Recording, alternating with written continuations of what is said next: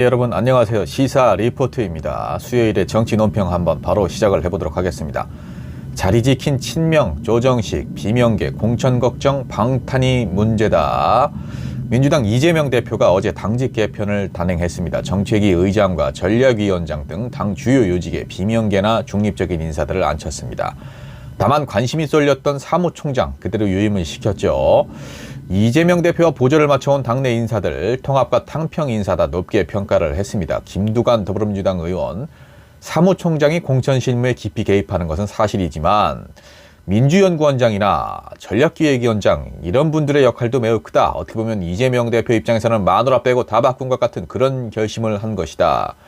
우상호 더불어민주당 의원, 조정식 사무총장까지 비명계로 했다면 당대표는 완전히 바지저고리가 되는 거 아니냐. 그러니까 모든 직책을 다 내놔라. 이렇게까지 하는 건 비명계의 주장도 좀 너무 과한 것이다. 사무총장이 공천을 좌지우지하는 건 아니다. 조정식 사무총장이 공천 칼질이야 하겠느냐라는 목소리도 나왔습니다. 잘 모르는 경우들이 있는데 사실 사무총장만 공천에 관여하는 건 아니고 가령 무슨 전략위원장이다 이런 등등이 다 공천에 관여하기 때문에 사무총장이 다 좌지우지한다라는 것은 조금 정확하지 않은 것 같다. 박지원 전 국정원장도 한마디 못했는데요. 조정식 의원은 국회의원을 오래 해봐서 5선 중진이고 인격적으로 매우 훌륭한 사람이다. 조정식 총장이 절대 그렇게 흔들려서 공천 칼질을 할 사람은 아니다. 그런데 비명계 입장은 좀 다릅니다. 공천을 문제 삼는 건 아니라고 하는데요. 조정식 사무총장을 교체하고자 하는 이유, 이른바 방탄에 앞장섰다는 겁니다. 대표적인 비명계 의원이죠. 조응천 의원, 사무총장이 일요일날 기자간담회를 열어서 검찰 수사를 비난을 하고 또 이재명 대표를 두둔하고 그런 일들을 수차례 해왔다. 조정식 총장이 방탄 프레임 공고화에 기여를 해왔기 때문에 교체를 하라고 얘기하는 것이다. 지금 공천이 문제냐. 이상민 의원, 이재명 대표의 방탄정당이라는 부정적인 이미지를 키우는데 사무총장의 역할이 매우 컸는데 그런 것에 대해서는 전혀 고려하지 않고 그대로 유임했다는 것. 이재명 대표 본인은 물론 당의 전체 기조도 변동이 없다는 걸 의미하는 것이다.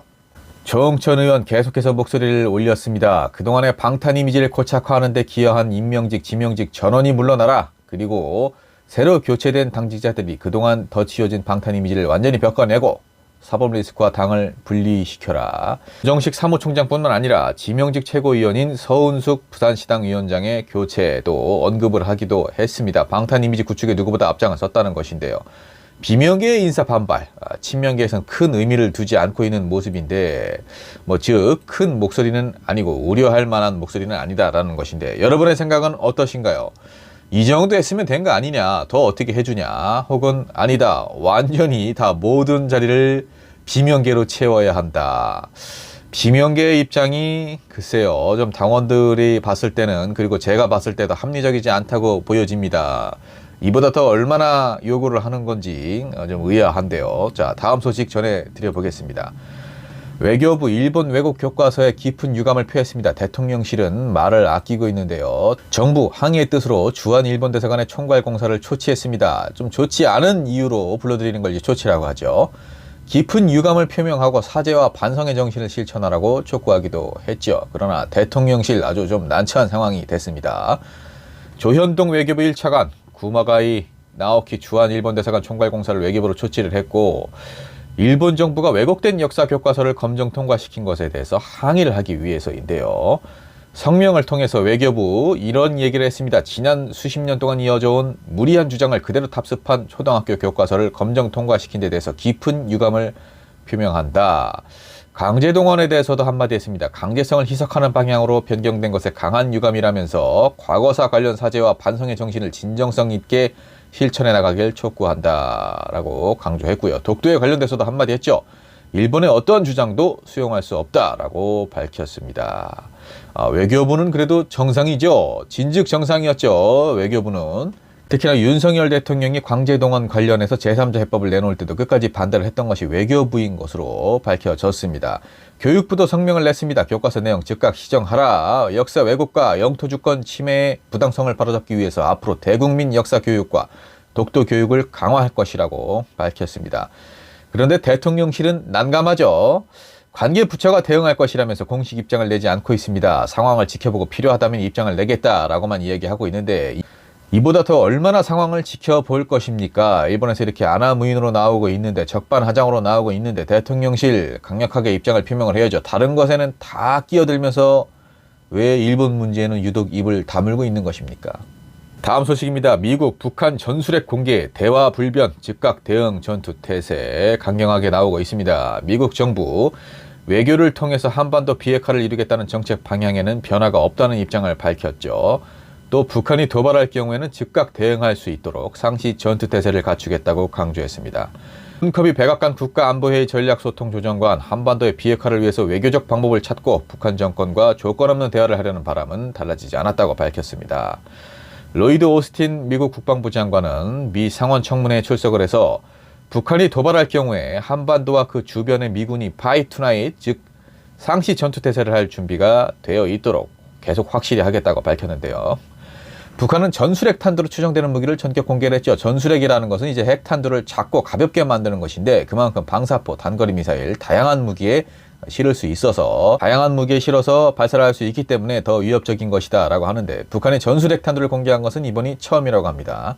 이번에 한미연합훈련 기간 중에 이렇게 여러 차례 모의 핵탄두를 터뜨린 실험을 했는데 미국의 핵추진 항공모함 니미츠호가 부산에 도착하는 때에 맞춰서 핵 능력을 과시하는 것으로 풀이가 됩니다. 북한, 미국 계속 이렇게 자극을 해서 무엇을 얻고자 하는 걸까요? 아무래도 지금 식량난 그리고 국제적인 제재, 굉장히 북한 내부의 상황이 힘든 것으로 파악이 되고 있는데 그런 부분을 좀 타개하기 위해서 그리고 내부의 불만을 밖으로 돌리기 위해서 이렇게 무리한 도발을 계속해서 감행하고 있는 것이라고 합니다. 그런데 북한도 이제는 이런 씨알도 안 먹히는 도발하지 말고 문을 열어야 됩니다. 문을 열고 국제사회와 대화를 하고 북한의 주민들을 위한 정책을 펼쳐야 됩니다. 언제까지 이런 식으로 북한 정권을 연장할 수는 없어요. 마지막 소식입니다. 윤석열 대통령 저출산위원회 첫 주제 5대 핵심 과제를 발표를 했습니다. 저출산 고령사회위원회라고도 하는데 과거 저출산 정책은 실패했다고 평가를 했죠. 지난해 합계 출산율 역대 최저인 0.78명을 기록을 했고 경제적 부담, 높은 주거비용, 복합적인 원인이 있다는 것을 강조를 했습니다. 우리 문화 전반의 변화를 위한 민간의 동참도 함께 병행되어야 할 것 같다고 하는데요. 정부가 주관을 한다고 해도 민간의 참여가 없다면 이런 사안은 좀 해결하기가 힘든 건 사실입니다.